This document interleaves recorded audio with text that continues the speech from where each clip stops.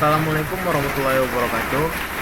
Perkenalkan, nama saya M. Almubarnam pertama dengan NIM 25042226.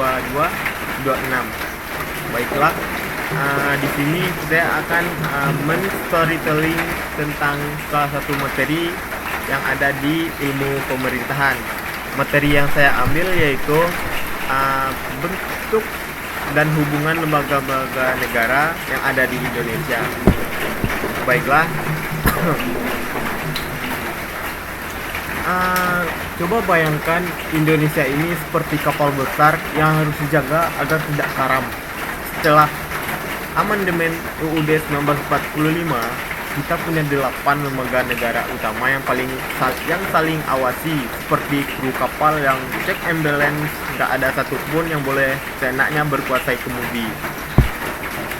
Baiklah, yang pertama, trias politika klasik, legislatif, eksekutif, dan yudikatif, ditambah lembaga pendukung seperti BKK, BPK, dan KY.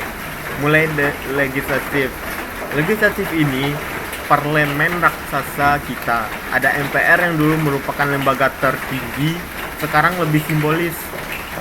DPR dengan 575 anggota membuat undang-undang nasional, dan DPD 136 senator wakil daerah. Sistem trikama unik yang membuat aspirasi lokal terwakili banget. Lalu eksekutif, presiden dan wakil presiden dipilih langsung oleh rakyat setiap 5 tahun, ditambah kabinet yang bertanggung jawab ke presiden, bukan DPR lagi seperti zaman dulu. Lalu yudikatif, Mahkamah Agung atau MA, urus khusus umum, Mahkamah Konstitusi, meninjau undang-undang, dan Komisi Yudisial, awasi etika hakim, jauh lebih mendiri di era Orde Baru. BPK pula, seperti auditor super yang memeriksa transparansi anggaran, berusaha mencegah korupsi. Sekarang, hubungan antar mereka apa? Diatur ketat di Undang-Undang Dasar 1945 biar seimbang. DPR awasi presiden lewat hak interpelasi, tanya jawab tajam, angket investigasi, atau tolak APBN dan kabinet. Contohnya, DPR bisa blokir usul kerja presiden.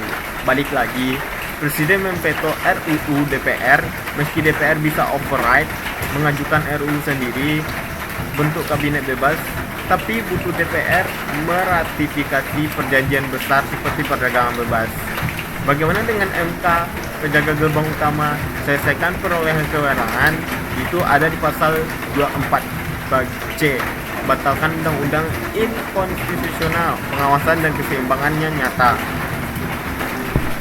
Tapi bagaimana realitanya? Eksekutif sering dominan karena presiden kuasanya beranggotakan DPR.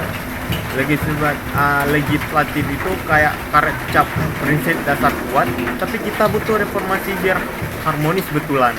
Dan itulah lembaga negara kita saling jaga supaya demokrasi maju.